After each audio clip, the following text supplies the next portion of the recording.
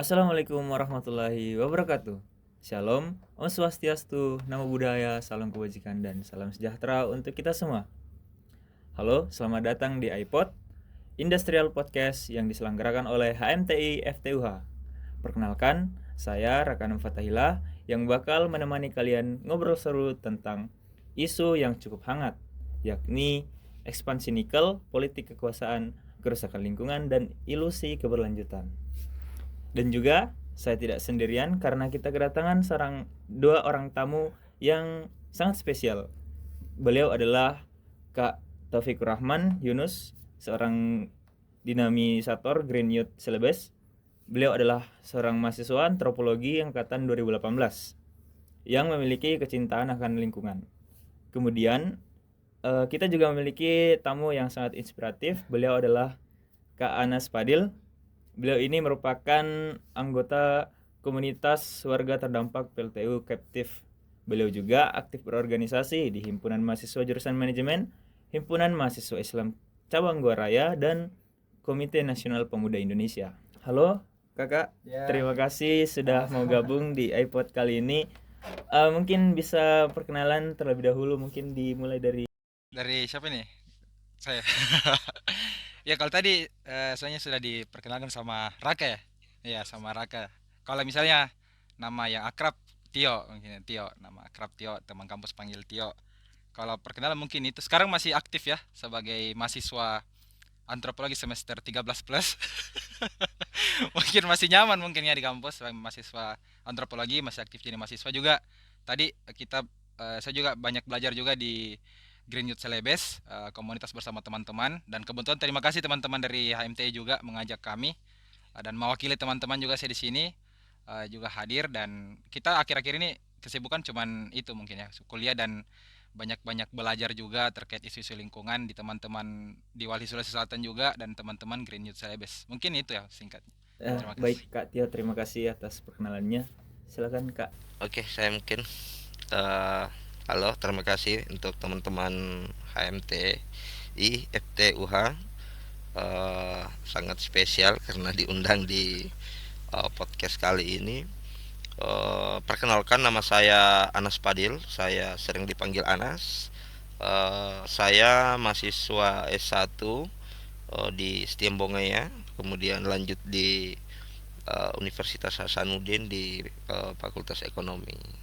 Baik Kak Anas, kami sangat merasa berterima kasih atas kedatangan kakak-kakak berdua dan telah bersedia untuk sharing pada kesempatan yang berbahagia pada sore hari ini. Nah, mungkin kita langsung saja ya untuk ngobrol-ngobrolnya, mungkin kita santai saja dan agar juga teman-teman pemirsa bisa mengetahui bagaimana sih sebenarnya dampak dari perkembangan industri tambang yang ada di Sulawesi saat ini seperti itu. Mungkin pertanyaannya langsung ke Kak Tio terlebih dahulu. Iya. Mungkin bisa ditambahkan juga oleh Kak Anas kalau misalnya ada yang ingin di insight yang ingin disampaikan seperti itu. Yang pertama itu sesuai dengan tema yang akan kita bahas hari ini mengenai dampak dari adanya industri nikel. Nah, menurut Kak Tio sendiri, kalau melihat aktivitas tambang nikel yang makin marak, sebenarnya apa sih Kak dampak lingkungan yang paling terasa yang terlihat saat ini seperti itu? Oke, langsung saya ya berarti ya. Eh, Sebenarnya kalau bicara dampak ya, izin juga ya Kak Anas menjawab ya. Kalau bicara dampak, sebenarnya kita bisa bahas panjang ini kalau bicara dampak mengenai inspeksi nikel. Tapi secara sederhana mungkin dampak paling awal yang dirasakan sama warga-warga yang terdampak tentu perampasan lahan yang pertama. Karena namanya ekspansi itu butuh namanya izin usaha, dan izin usaha membutuhkan lahan untuk perluasan wilayah itu. Apalagi kan di tahun-tahun terakhir ini proyek kebanggaan presiden kita saat ini kan hilirisasi nikel Kak ya. Jadi apalagi hilirisasi nikel ini tentu membutuhkan apa namanya produk listrik yang lebih besar lagi seperti smelter dan lain-lain. Tentu membutuhkan smelter itu perlu ruang lahan lagi untuk menambah itu. Makanya kemudian kenapa pembangunan-pembangunan atau pertambangan nikel ini semakin besar, karena mereka membutuhkan tenaga-tenaga yang lebih besar. Dan bicara dampak tentu perampasan lain. Kalau kita mau lihat beberapa hari terakhir, kita sempat lihat kan di media ada banjir melanda saudara-saudara kita di Morowali. Ya tentunya kita pertanyakan apakah banjir itu tiap tahun ada. Ya saya tidak mau jawab di sini ya. Biarkan kita tuh semua mencari sama-sama ya. Kalau bicara dampak itu. Jadi kalau pertanyaan tadi Raka terkait dengan dampak dari industri nikel, mungkin semakin lama bayangannya saya semakin takut, jujur ya, jujur. Saya berharapnya teman-teman mungkin nanti yang melihat menonton ini sama-sama takut ya, sama-sama kita meresah terkait dengan bagaimana ke depannya, karena banyaklah sekarang dampak-dampak yang kita rasakan. Mungkin seperti itu awalnya saya bahas, paling pertama mungkin ya mereka yang terampas lahannya. Mungkin seperti itu mungkin untuk dampak. Baik, terima kasih Kak atas tanggapannya. Mungkin terkait dengan dampak nih Kak untuk Kak Anas. Pertanyaan selanjutnya bagi Kak Anas, sejak tambang nikel hadir, apa sih yang paling berubah di lingkungan tempat tinggal Kakak di Konawe ya? Konawe, betul. Oke, mungkin saya langsung saja ya. Oke, jadi daerah kami itu adalah daerah yang tentu saja dulu dikenal dengan sektor perikanan. Dari sektor perikanan itu sangat berkontribusi terhadap pembangunan daerah yang ada di Kabupaten Konawe, Sulawesi Tenggara. Tepatnya berada di saat ini yang kita kenal dengan kawasan industri VDNIP Group gitu. Kawasan industri Morosi gitu. Morosi itu nama kecamatan. Iya. Jadi kawasan industri Morosi itu ada 4 kecamatan, 2 kabupaten. Kecamatan yang terdampak langsung itu ada kecamatan Morosi, ada kecamatan Kapoyala, ada kecamatan Bondoala, dan itu berada dalam wilayah Kabupaten Konawe. Kalau kecamatan Motui itu berada di Konawe Utara gitu. Jadi di kawasan industri di situ ada kegiatan operasi PLTU captive, kemudian ada aktivitas industri, yang dimana aktivitas industri di sana itu menggilas lahan-lahan tambak warga, yang dimana tambak warga di sana ada smelter berdampingan langsung dengan wilayah kelola masyarakat di sana, sehingga dengan adanya juga operasi PLTU captive yang kemudian memberikan dampak penurunan ekonomi di masyarakat, kemudian dampak kesehatan, dan tentu saja dampak lingkungan ya. Mungkin untuk sementara begitu. Baik, terima kasih atas tanggapannya Kak. Jadi memang ada perubahan perubahan lahan ya. Jadi di situ dari masyarakatnya itu nelayan, kemudian beralih nih jadi pabrik di situ yang sangat besar, masif terjadinya seperti itu ya. Ya, jadi saya jelaskan dulu mungkin ya sedikit ya. Kita mengalir saja mungkin. Ya. Iya, jadi keberadaan mega industri ya, atau yang kita kenal dengan proyek strategis nasional yang yang dimana di awal masuknya VDNIP Group ini, di dalamnya VDNIP ini adalah grup perusahaan ya, yang di dalamnya banyak tenan-tenan yang merupakan mitra dari VDNIP Group ini dulu ya. Jadi awal masuknya itu di tahun 2000, kalau tidak salah 2012 itu proses penyusunan ini dokumen-dokumen perencanaan untuk membangun industri di sana, sehingga dibangun pada tahun 2014 dan melakukan produksi itu di tahun 2016.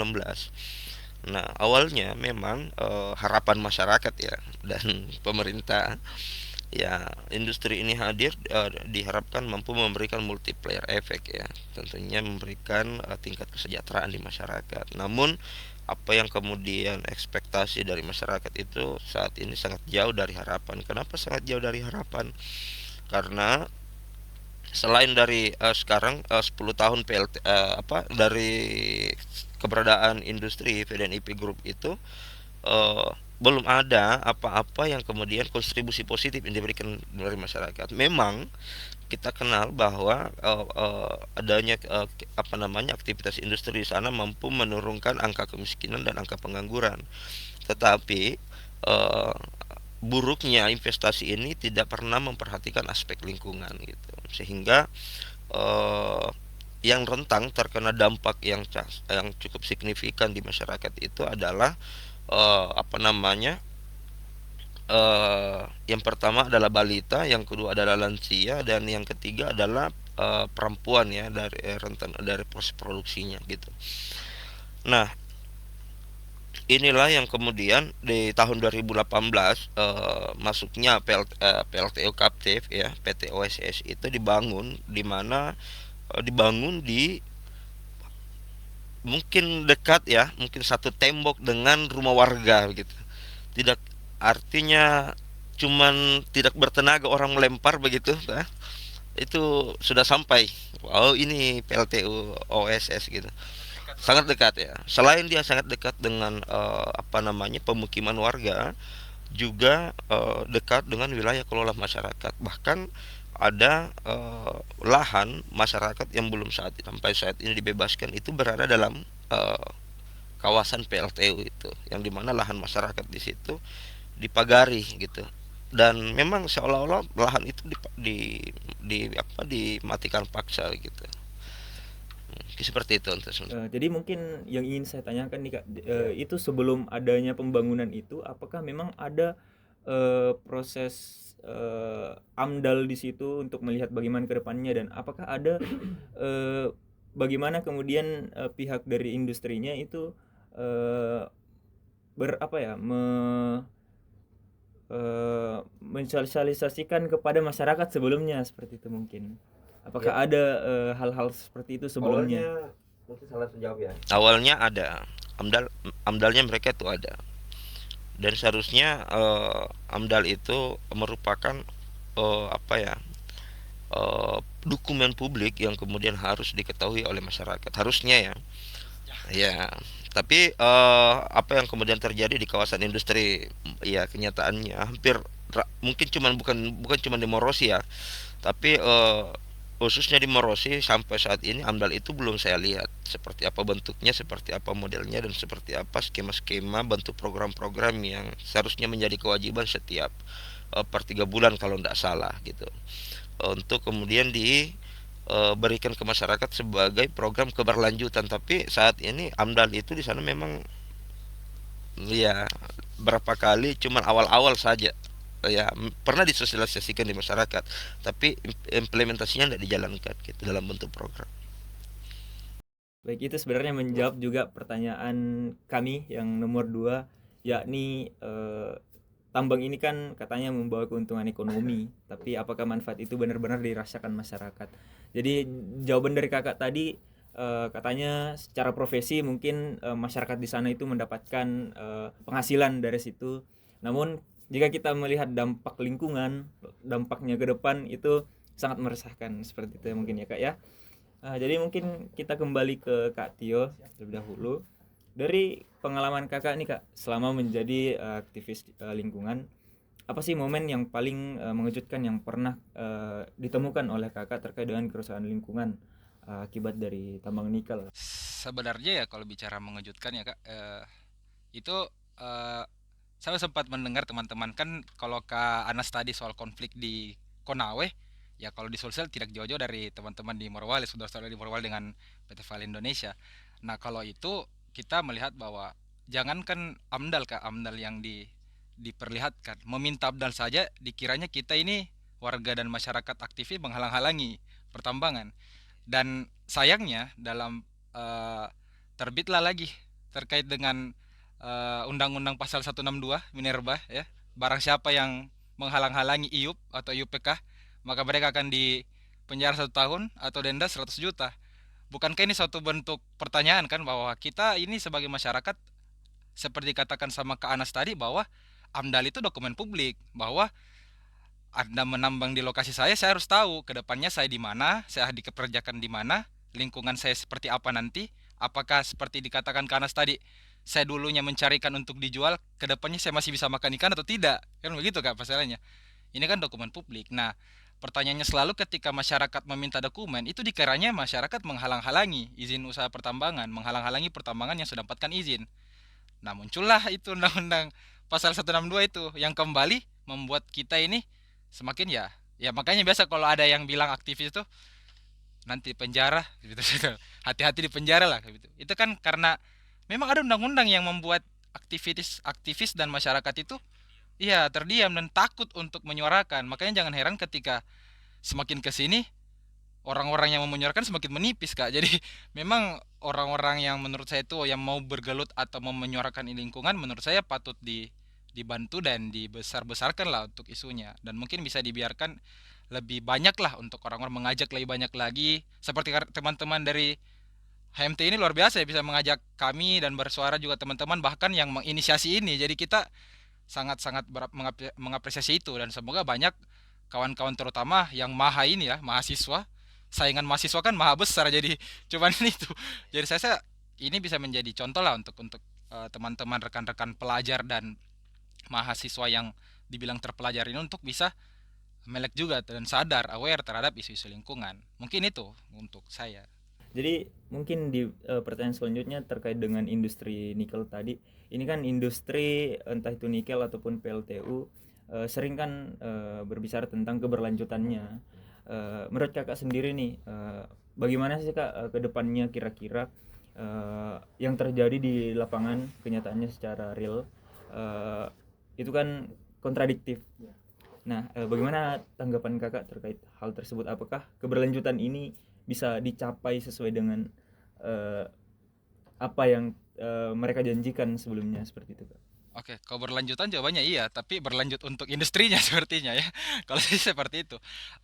Saya coba merangkum sedikit ya. Dalam rencana induk pembangunan industri nasional atau RIPIN dalam jangka waktu 2015 sampai 2030, itu mereka bertahap untuk hilirisasi nikel. Nah, kalau pertanyaannya teman-teman kenapa semakin ke sini semakin berdampak karena dalam pembuatan kan kita sudah ada larangan ekspor apa mentahan nikel kayak. Jadi kita maksud hulu hilir itu Indonesia ini tidak mau mengekspor lagi bahan mentah. Jadi Indonesia mau mengekspor lagi barang-barang yang olahannya jauh lebih tinggi nilai nilai keuntungannya dibanding barang mentah itu. Tapi bicara teknologi untuk mengolah nikel menjadi barang yang lebih berharga itu butuh teknologi yang besar. Makanya kenapa kemudian ada yang namanya smelter. Smelter itu butuh PLTU. PLN tidak bisa mewadahi kebutuhan peleburan dari nikel itu, dia tidak bisa. Makanya PLTU captive lah muncul.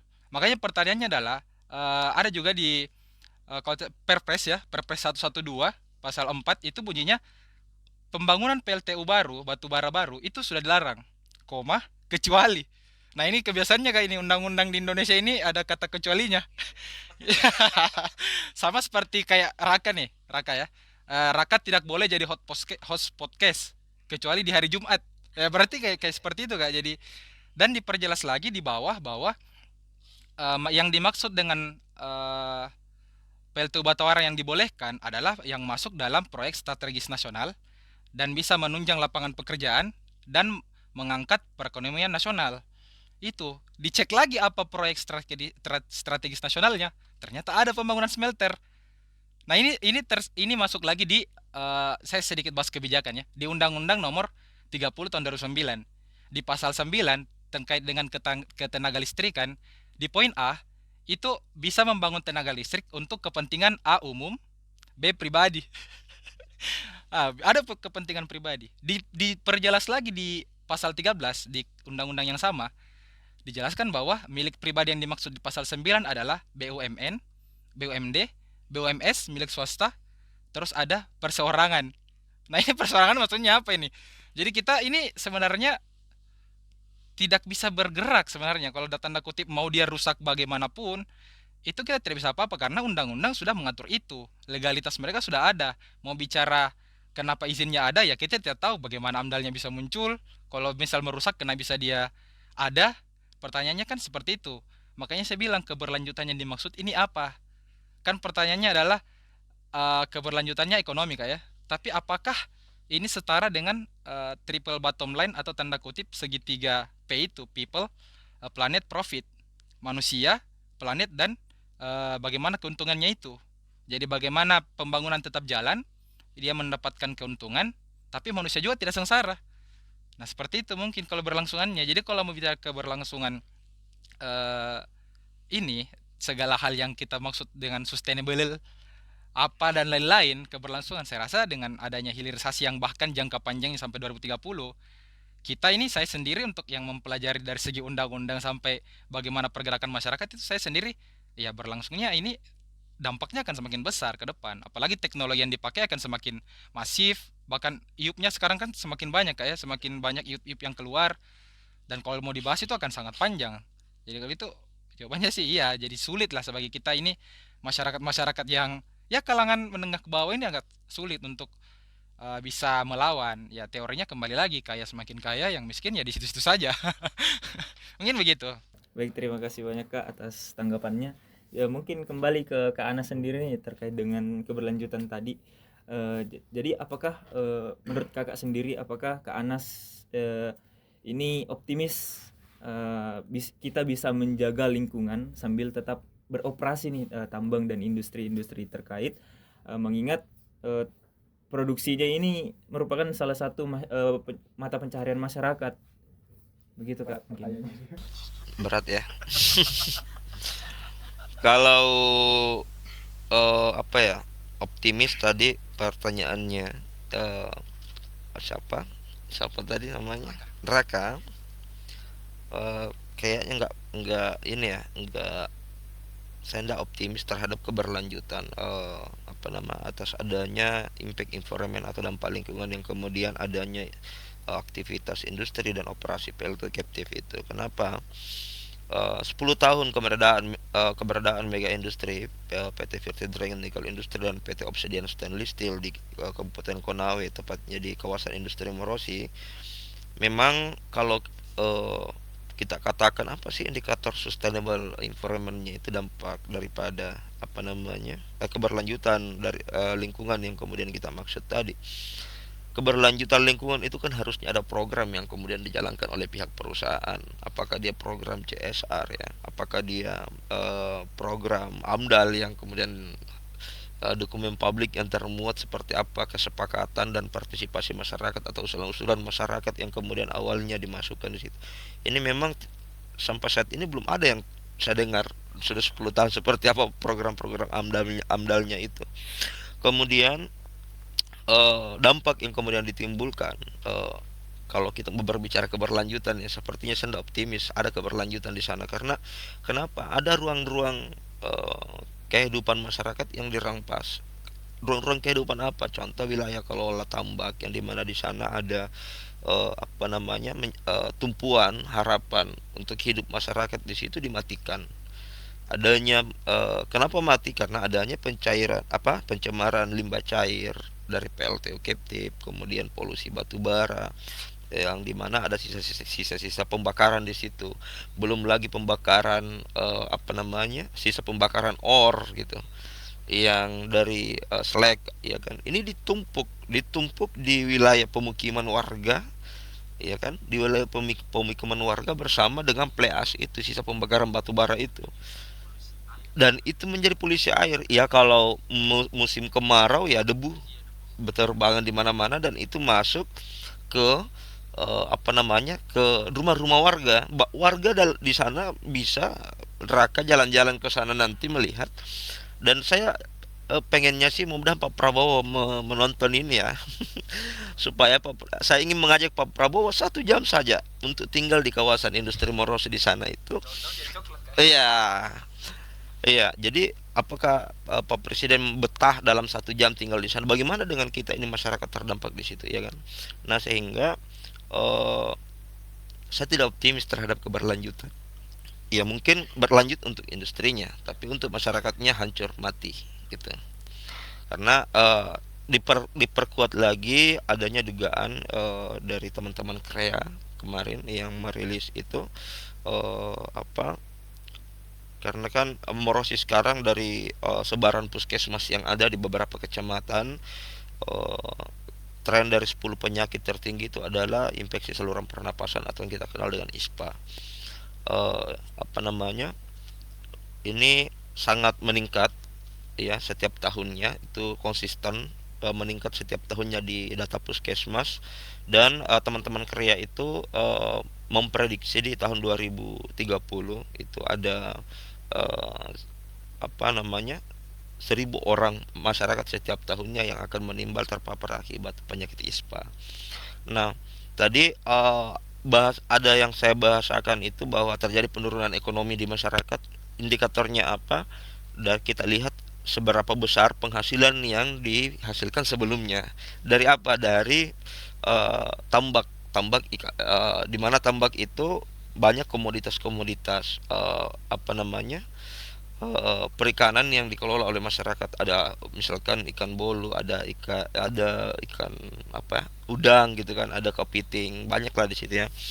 Nah, untuk khususnya komoditas ikan bandeng ini itu periode panennya per 3 bulan. Masyarakat itu eh, apa bisa menghasilkan sampai 3 sampai 40 rupiah itu dalam per 3 bulan ya. Berarti kalau kita hitung dalam setahun itu bisa menghasilkan panen sampai 3 kali ya, 3 kali. Itu baru satu komoditas, baru komoditas perikanan ya. Ya belum kepitingnya. Bahkan jujur saja saya ini lanjut sekolah sampai tingkat magister di Unhas itu karena tambak, bukan karena industri gitu. Jadi wajar hari ini alasan saya kenapa harus melawan hilirisasi gitu. Kenapa? Karena memang yang sampai hari ini orang tua saya di rumah sakit, masuk di rumah sakit, kemudian banyak dibuktikan juga secara administrasi di masyarakat yang ada di kawasan industri itu terpapar ISPA di situ ya. Sudah banyak yang kemudian ditemukan di situ, tapi mereka memilih bungkam, tidak memilih bersuara karena mereka punya keluarga bekerja di perusahaan dan lain-lain gitu kan. Kalau dari sisi penghasilan saja, jadi saya menganggap bahwa industri tidak menjanjikan apa-apa di masa akan datang ya. Sedangkan saya sendiri yang merasakan bagaimana sektor perikanan ini atau sektor pertanian di mana wilayah kelola masyarakat itu menjanjikan sebetulnya, karena jujur saya sekolah sampai tingkat magister ya kan gitu. Mungkin seperti itu gambarannya di wilayah Moros ya. Jadi pemirsa, Kak Anas ini merupakan salah satu warga yang Testimoni langsung. iya, testimoni langsung nih dari warga yang terdampak di wilayah Konawe sana. Jadi Kak Anas ini dekat ya dengan industrinya langsung Dekat, dan sama. terdampak langsung. Sangat dekat. Jadi gimana sih Kak sekarang di Konawe itu, apakah tambaknya memang 100% sudah tidak bisa lagi untuk menambak ikan, dan apakah air di sana itu juga terdampak ke air minumnya dan untuk kebutuhan sehari-hari itu terdampak begitu Kak? eh Kalau wilayah air ya mungkin terdampak ya. Kenapa saya katakan terdampak? Karena ada limbah cair yang kemudian langsung dibuang ke sungai. Baru-baru ini viral ikan mola yang coba dibuka di sosial media. Ini mati ya. Di tahun tahun kemarin 7 Oktober kalau tidak salah. Senin 7 Oktober 2024 itu masyarakat dikagetkan dengan terpaparnya ikan bandeng.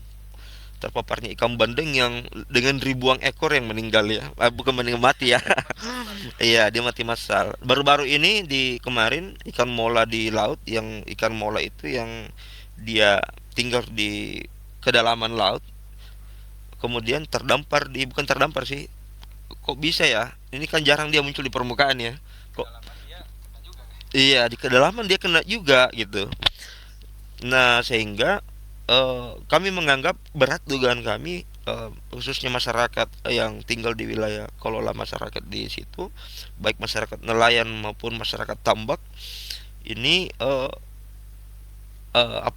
impact dari adanya operasi PLTU Captive dan adanya aktivitas bongkar muat yang ada di JT PT PMS itu ya, yang merupakan tenan dari PT Filter Drengen Nickel Industry Park gitu.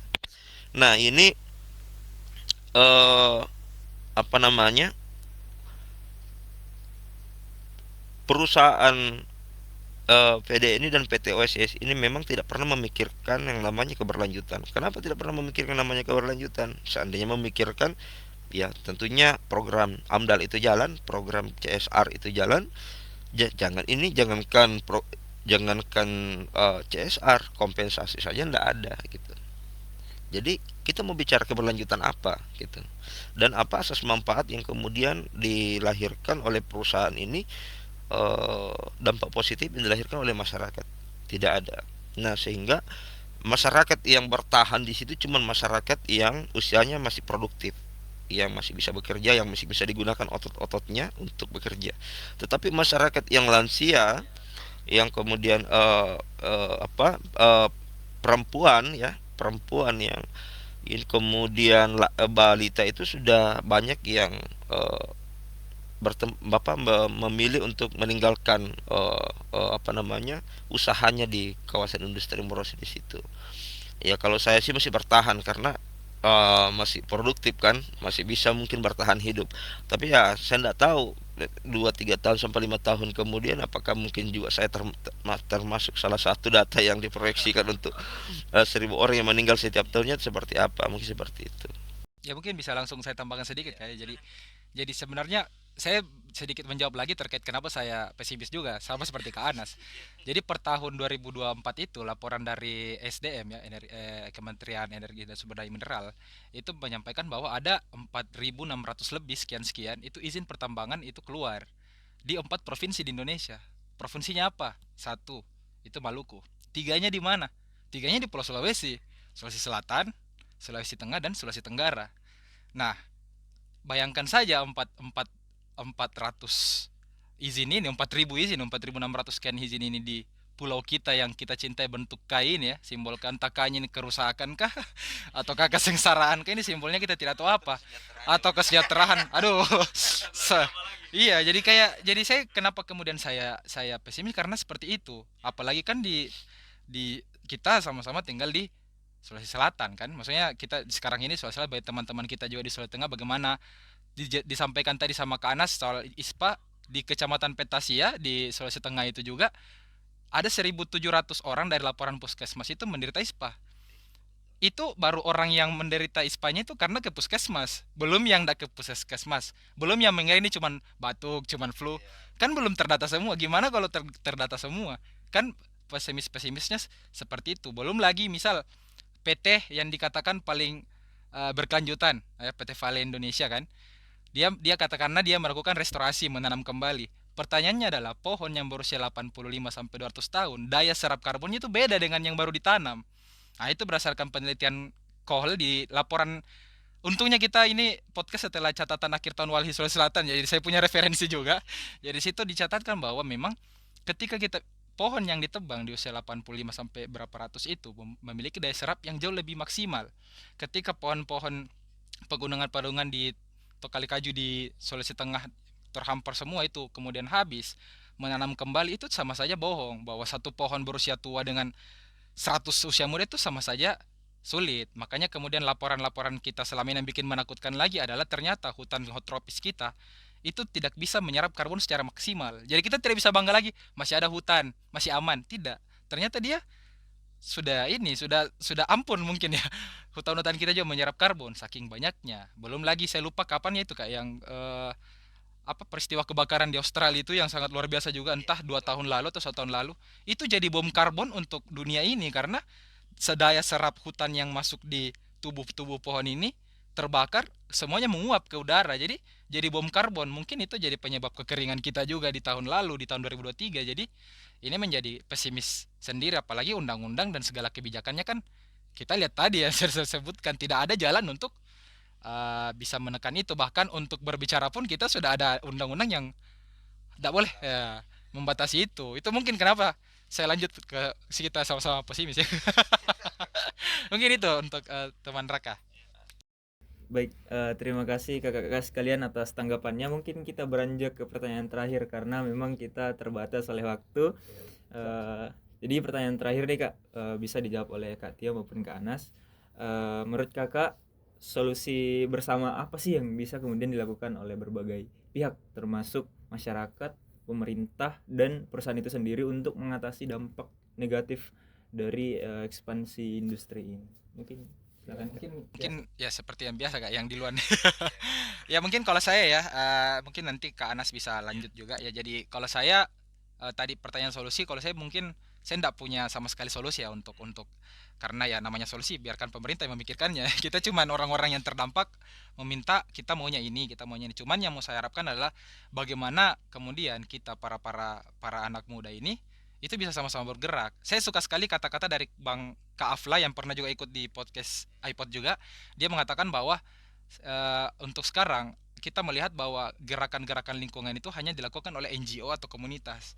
Mahasiswa dan orang-orang terpelajar hanya ikut berkolaborasi. Pertanyaannya, kenapa mahasiswa bukan yang menginisiasi itu, sedangkan mahasiswa adalah orang-orang terpelajar? Makanya kemudian adalah di sini kenapa kemudian kami di Green Youth Life selalu mengadvokasi lingkungan dan menggait teman-teman mahasiswa, karena kita mau mereka yang mengundang kami suatu saat nanti. Karena ketika teman-teman kan kalau bicara jejaring luar biasa, teman-teman mahasiswa bahkan dari kampus ini ke kampus ini bisa sekali kontak bisa aman. Makanya kemudian bicara solusi, ketika kita sama-sama menyuarakan hal yang sama, saya rasa mereka kan tergetak tergerak juga untuk bisa mengikuti maunya maunya orang-orang yang meminta ini. Karena kalau yang minta cuman saya sama Kak Anas kan, mereka ini punya kuasa untuk kita mau disembunyikan di mana atau bagaimana. Ya, aduh. Ya, jadi kayak begitu. Mungkin saya lebih kayak bagaimana mengharapkan upaya bersama kita, khususnya kalangan muda ya Kak, yang mungkin kedepannya akan melanjutkan dan memiliki daya suara yang lebih lantang dan lebih luas untuk berjejaring. Mungkin itu. Saya mungkin langsung baik. Solusi sebetulnya sih banyak ya, dan harapan-harapan yang kemudian ingin diraih dan didapatkan oleh masyarakat. Khususnya solusi yang mungkin ditawarkan oleh masyarakat untuk mengurangi polusi batu bara atau aktivitas industri yang ada di Morosi itu, ya segeralah wujudkan transisi energi terbarukan ya. Karena tentunya operasi PLTU Captive itu selain menghancurkan ruang-ruang hidup masyarakat, juga kemudian sangat berdampak terhadap kesehatan masyarakat. Nah, bukan hanya kesehatan masyarakat, bahkan biota-biota air juga pun ikut mati ya gitu. Nah, sehingga memang PLTU Captive ini saya menganggap kalau dibaratkan sebagai manusia, dia sangat egois terhadap dirinya sendiri, karena cuma dirinya sendiri yang mau hidup, sedangkan makhluk-makhluk yang ada di sekelilingnya yang tidak hidup gitu. Kemudian hari ini mungkin dari komunitas warga terdampak PLT Captive, saat ini kita sedang melakukan gugatan lingkungan hidup di Pengadilan Negeri Unaha, Kabupaten Konawe, Sulawesi Tenggara. Dan harapan kami dalam hal ini pemerintah bisa memberikan kita support ya, maksudnya memberikan kita support terhadap pensiun dini PLTU batubara. Dan jelas bahwa di tahun 2014 di perjanjian Paris Agreement itu bahwa PLT batubara itu harusnya dilarang di Indonesia, kok dihidupkan kembali kan ya. Nah, inilah yang menjadi dasar kita untuk bagaimana melakukan perlawanan di Morosi itu. Nah, sehingga PLTU operasi PLTU Captive ini itu bisa segera digantikan di pembangkit energi yang terbaru gitu. Mungkin seperti itu ya. Terima kasih atas tanggapannya Kak. Jadi ada tadi dari Kak Tio, mungkin bisa menjadi catatan bagi teman-teman mahasiswa juga. Untuk kita sebagai mahasiswa, ini bisa menjadi catatan penting untuk kita terus bersuara, memperjuangkan hak-hak kita dan hak-hak masyarakat, agar mungkin kedepannya Indonesia itu bisa menjadi lebih baik, lebih bersih. Itu untuk skala global bahkan ya, bukan hanya Indonesia saja, mungkin seperti itu. Mungkin kita sudah di penghujung acara. Luar biasa sekali diskusi kita pada sore hari ini. Terima kasih banyak untuk Kak Tio dan juga Kak Anas. Terima kasih banyak. Ya, sudah berbagi pandangan dan pengalaman Kakak terkait dengan dampak dari ekspansi industri-industri yang ada di Sulawesi. Kita juga tahu bahwa di balik kilau nikel ada juga banyak cerita baik tentang tantangan lingkungan maupun perjuangan masyarakat. Mungkin sebelum obrolan ini berakhir, mungkin ada closing statement dari Kak Anas mungkin terlebih dahulu. Iya. Ya, kalau saya closing statement mungkin satu-satunya harapan yang tentu saja merupakan sebuah tumpuan kehidupan di khususnya Morosi, adalah bagaimana memikirkan tentang sustainable atau sustainable development ya, yang boleh saja kita melakukan keberlanjutan pembangunan tapi jangan melupakan aspek lingkungan. Yang masyarakat Merosi harapkan adalah pemulihan lingkungan yang dilakukan oleh pihak perusahaan, baik PT VDN maupun PT OSS, yang kemudian apa namanya, yang tergabung dalam grup VDNIP, Puerto Dragon Nickel Industry Park, bisa kooperatif, yang saat ini mereka lagi sedang berupaya untuk melakukan mediasi di luar pengadilan untuk bisa mengikuti keinginannya kembali untuk mengiming-imingi masyarakat. Tapi saya sampaikan kepada masyarakat terdampak PLT Captive, jangan mudah kembali dijanjikan iming-imingi kesejahteraan, karena sudah 10 tahun mereka berekspektasi tinggi, tapi apa yang mereka pikirkan, mereka bayangkan itu jauh dari harapan gitu. Nah, sehingga saya hari ini mungkin terakhir menyampaikan bahwa mudah-mudahan nanti di gugatan kami ini bisa menjadi dasar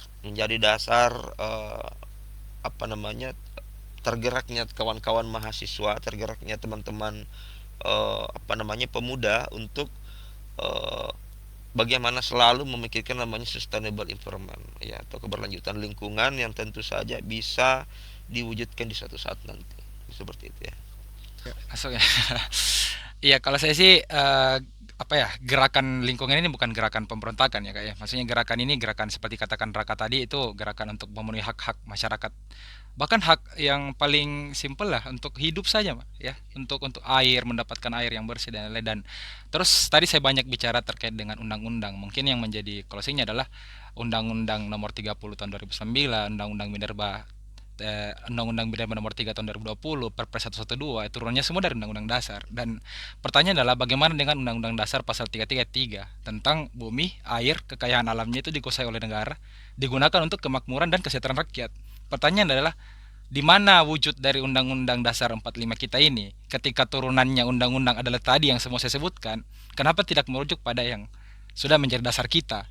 Makanya ini bukan tuntutan karena kita terdampak atau tidak, ini tuntutan dari konstitusi kita loh Kak. Maksudnya ini yang menjadi dasar kita bernegara adalah seperti itu. Makanya kemudian yang paling penting adalah kawan-kawan yang terdampak tetap semangat, jangan mau terbungkam, karena kita punya dasar itu. Kita menuntut kesejahteraan karena mereka yang membuat itu. Jadi kita wajar untuk menuntut itu. Mungkin itu saja. Semoga dan tetap semangat. Semoga teman-teman di Morosi bisa bangkit dan terus melawan. Dan dimanapun teman-teman yang terdampak, kita semua sama-sama bisa melawan. Dan gerakan lingkungan ini gerakan bersama. Mahasiswa semua bisa ikut. Bukan cuma kalangan aktivis, komunitas, NGO dan sebagainya.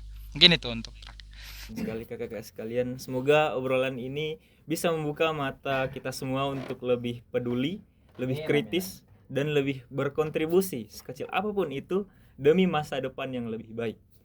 Mungkin sampai jumpa di episode iPod berikutnya. Jangan lupa untuk tetap mendukung keberlanjutan lingkungan di sekitar kita.